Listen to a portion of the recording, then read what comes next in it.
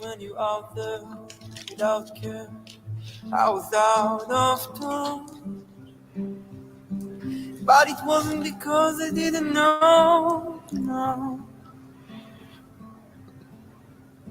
I just knew too much. Does that make me crazy? Does that make me crazy? Does that make me crazy? Possibly.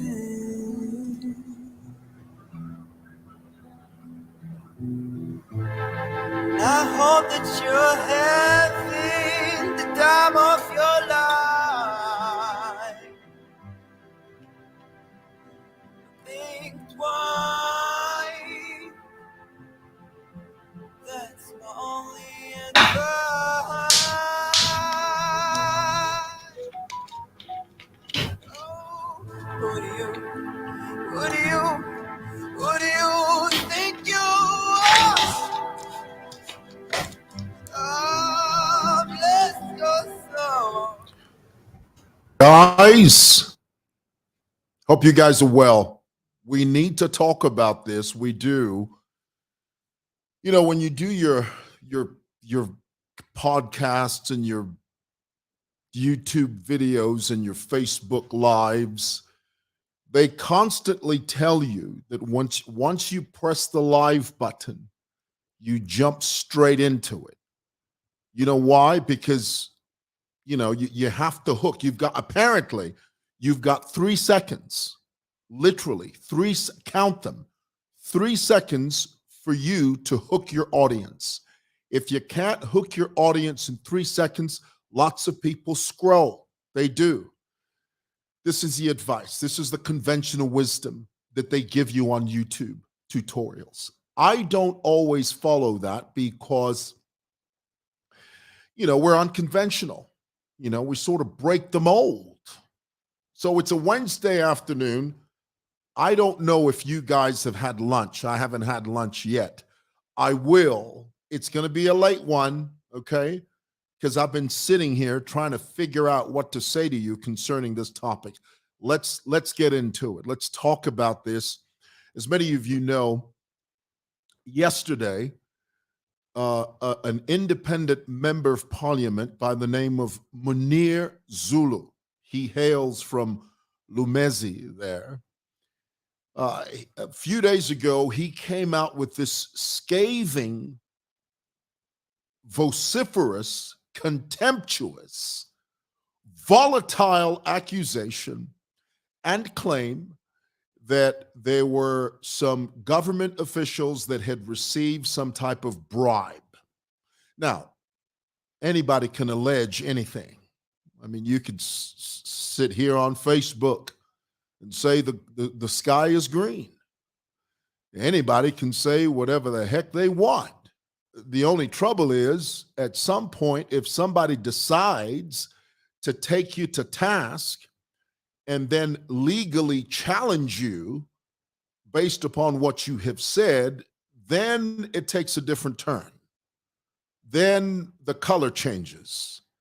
Then the dynamics sort of become totally different from what you had originally envisioned. So he came out with this claim, and then the ACC, the Anti-Corruption Commission, took note of that claim because, it involves some bigwigs in the government, okay?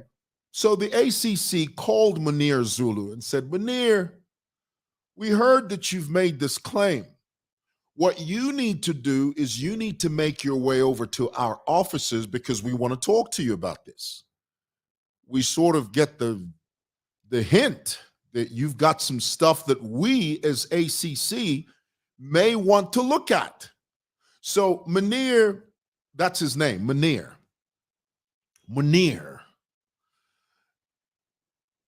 We need you to come over to the office and talk to us about this because we have a few questions for you.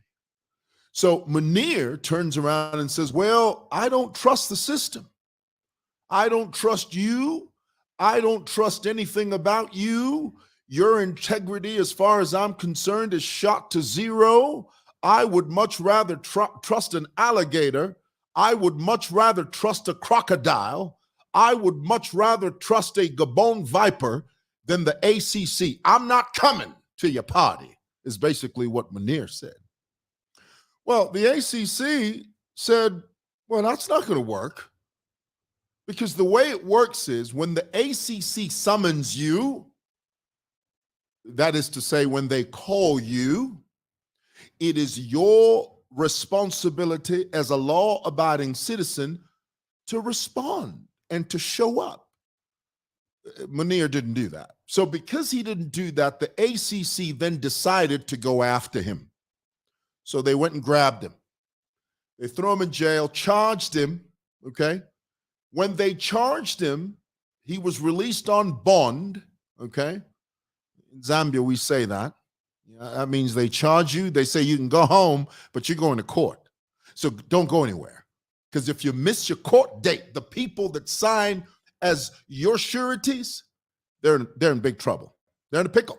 So they charged him, let him go. What I found interesting was that the day he was being released, he was about to get into a car, and then there was a police officer that put his hand on top of Munir. And what I found interesting was the way Munir shot back at this cop. Said, "Don't touch me! Don't touch me!" Did you see that? Did you notice that? That is very telling.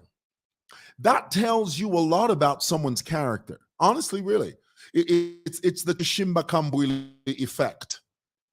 Anytime you have a leader that calls themselves a leader, but that has difficulty submitting, difficulty complying with a simple police direction or directive, and they respond like that. Literally, Munir looked at this police officer and said, "Don't touch me." When you see that, that's a red flag. You have to pay attention to that. It's a red flag. It means that they have a problem with authority except their own. You see, you have to read people. You have to be able to suss people out. Maya Angelou used to say, when people show you who they are, believe them.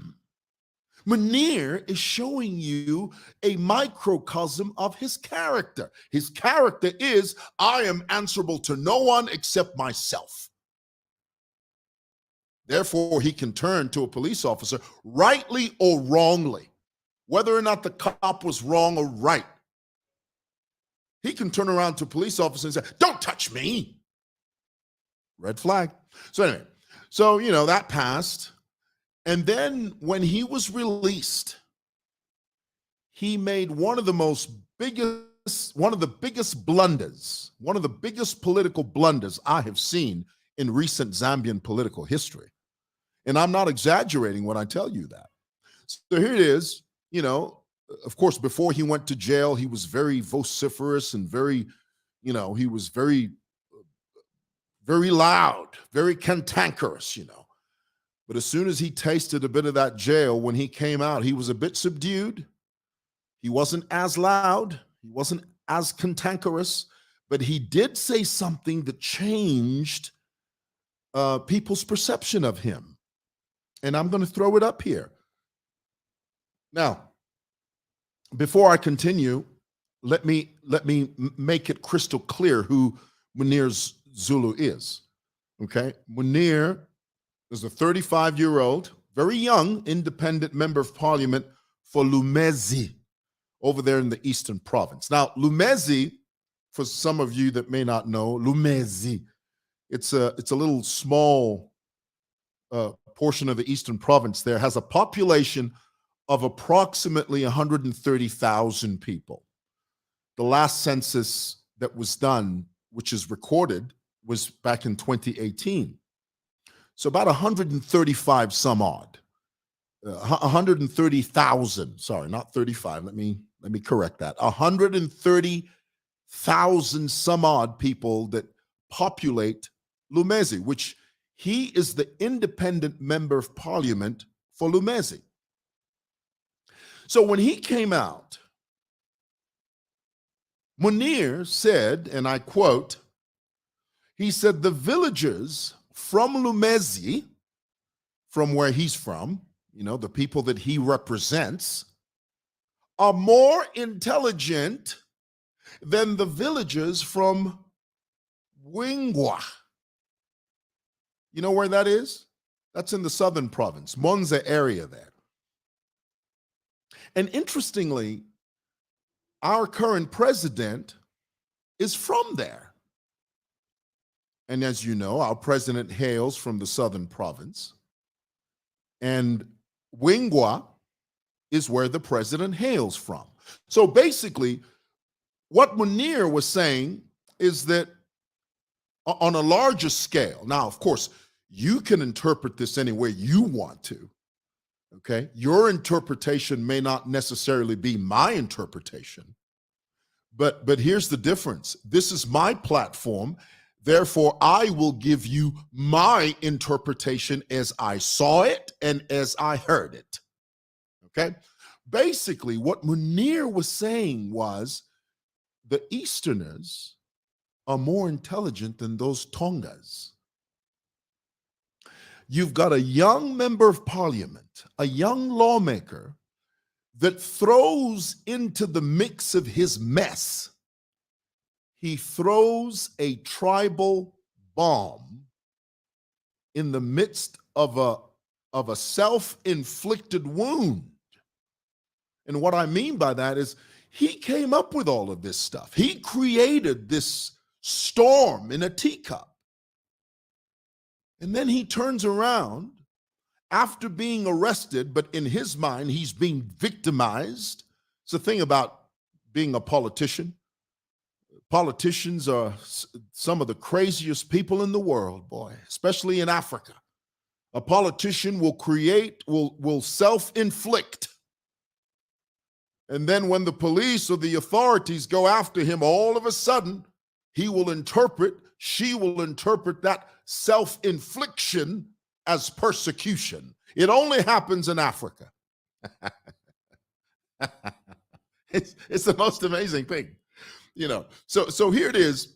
He caused all this. He raised all this dust, and the onus, the burden of proof is on him to prove what he has alleged. So because he created this, now that he's been arrested and charged, now all of a sudden it becomes tribal. Now all of a sudden, the people I hail from, the people I represent, the people of Lumezi are more intelligent than those Tongas. That's basically what he was saying. Now, which begs the question, what the hell's that about? Where the hell did that come from? It's like you're sitting at a dinner table with your family, you're talking about the day's events, and then all of a sudden, one of your kids stands up and says, you know what? I think Donald Trump's going to win the elections. Son, got Donald Trump. Son, we're talking about our day and how things were. Your mother's just been talking about how she had a great time at the women's meeting. Your brother here was talking about how he had a great time at the debate club. I'm telling us about how tough work was and how the people at Simoson are doing my head in. And then you stand up and say, I think Donald Trump's going to win the 2024 elections. You're off topic. In the same vein, by the same token, when Munir Zulu stood in front of those cameras and made that statement, now, I want you to watch the body language. Watch the body language of Mundubira, Mundubire, Mundubira, Mundubire, Mundubira, Mundubira. I can never tell which one it is, honestly, really. It confuses the hell out of me. Is it Mundubira? Mundubire, whatever the heck it is. Mundubire was standing next to Munir, And then Munir's wife, madam, was standing on the other side. And then when he made the statement, watch that videotape and look at their body language. Let me begin with his wife. When his wife heard him say that, you should see the look on her face. It was almost as if she turned and looked at him and said, "Negro, have you lost your everlasting mind? We are already in trouble as it is already. And then here it is, you're going to throw a tribal spanner in the works? Somebody tell this Negro to get a grip." That's the madam's expression. Mundubire, mundubira. You should see the face. You should have seen Mundubira's face. He was like, he laughed, but his laughter was camouflaged in, "You crazy young man, you." And that's putting it mildly, okay? When he laughed, Mundubira laughs, but underneath that laugh, you can tell he was saying, "Oh, son, you are nuts. How embarrassing. I'm here trying to give you and offer you my solidarity, and then you decide to grow a brain and make the most outlandish, the most foolish, the most asinine, the most idiotic tribal statement on this side of the equator." Politicians, boy. Politicians mess you up. Politicians done lost their minds, boy. So here it is. He has now changed the way people look at him. Because, let's be honest. He's a young guy. He's 35 years old. And to his credit, let's be fair, to his credit, when he debates in parliament, his debates are very, very intelligent. I mean, he's a smart guy. He's never been to college. He's never been beyond grade 12. But even then, when he debates, he's a brilliant debater. He's very clear. When he speaks English, he speaks it perfectly. Okay? He puts his arguments across perfectly. But here's a problem with Munir Zulu. He's overambitious. He's overambitious and he gets ahead of himself. Now, there's nothing wrong with being ambitious, but you have to be ambitious in the right way. If you get ahead of yourself, you nullify everything that you've worked for. You self-sabotage. I mean, Munir was on one of these online television stations. This is the first time I'd ever heard of him. I'd never heard of him before, and I was thinking, who is this intelligent young black man? And then all of a sudden, he starts talking about, yeah, one day I'm going to be president. Well, that's not how you do it, Munir. And I know. The reason you talk like that is because of your youth and your inexperience. That can at least be understood, if not condoned. Okay, and after a while, you learn it. You learn the ropes. The older you get, the more experience you gain. Because let's face it, everybody makes mistakes when you're younger. There was stuff I did when I was 17 years old that I would never think of doing now. Why? Because of the benefit of hindsight. The great Maya Angelou used to say, when you know better, you do better. When you know better, you do better. So Munir is going to have to learn this the hard way. He'll learn it eventually. I mean, let's not put a line through his name. Sure, he's going through some stuff now, but he'll get over it. In the next couple of years, this will be over, then he'll turn another chapter. But hopefully, he's going to learn from this experience, and he has to learn that when you are boxed into a corner, when you are stuck between a rock and a hard place, you can't make tribal comments. You cannot make tribal statements because they are convenient. You can't do that. You can't. Not as a leader, you can't. If it was Joe Schmo, some guy on the side of the street whom nobody knows, they're fine to do that. Not you. You know why? Because you are held to a higher standard. You are supposed to be cut from a different cloth. But here it is, you're messing it up. Here it is, you acting like a fool.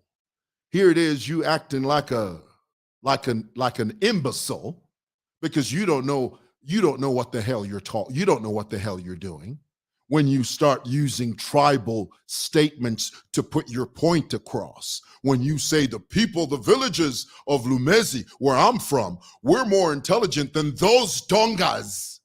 Don't talk like that. You're going to be in a world of hurt when you talk like that. Measure yourself. You're a young man. You've got lots to live for. You have a lot to live for. And you represent a people. More than 130,000 people you represent. Their hopes, their aspirations, their dreams, their desire to be represented squarely rests on your shoulders. So take responsibility. To whom much is given, oh, honey, much is required. Don't squander it. Tread carefully. That's some good advice. Tread carefully. Measure yourself. In the words of, I won't say his name, but he used to say, walk slowly. Okay? All right. All right, that's what I wanted to share with you guys. A few comments, throw them up here.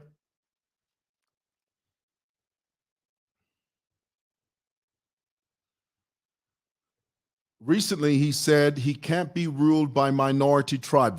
If he did, I've never heard him say this, but if he did say this, if Munir said such a comment, again, it comes down to his immaturity and lack of experience on the count of his age. He's 35 years old.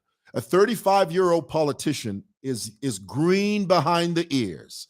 Of course, when you're 35 and you're an MP, you think you know it all. You think nobody can tell you what to do. That's the reason when the police officer put his hand on top of Munir's head to guide him into the car, Munir shot back and said, "Don't touch me."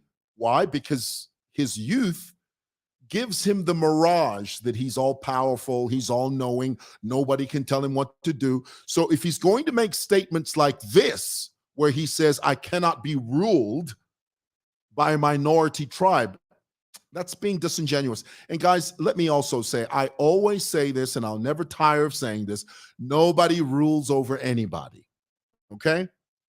We have a system of democracy that serves. When you are a president, when the people of Zambia give you the privilege and the honor to represent us, we vote you into power, we give you the opportunity to serve, you are serving, you are not ruling. We do not live in a totalitarian state. This is not a monarchy. You are not a monarch. You're not. You are a servant and a representative of the people by virtue of the fact that we voted for you. So nobody should say, we are going to rule over you. No, man. No, we're not kings and queens here. Come on. It's serve. Okay. When you do your tenure, when you finish your duty as an elected public official, the number one thing you should say, the very first thing you say after you've left and you've served one term or two terms, you turn around and say, it was a privilege to serve. You start from there. If you can say that, you're on the right track. But the moment you start talking about ruling, no, we're going to rule over you. Well, you've lost it. You have no idea what you're talking about. Okay. All right. Well, hey, guys, I got to go. I got to run. Just one more comment.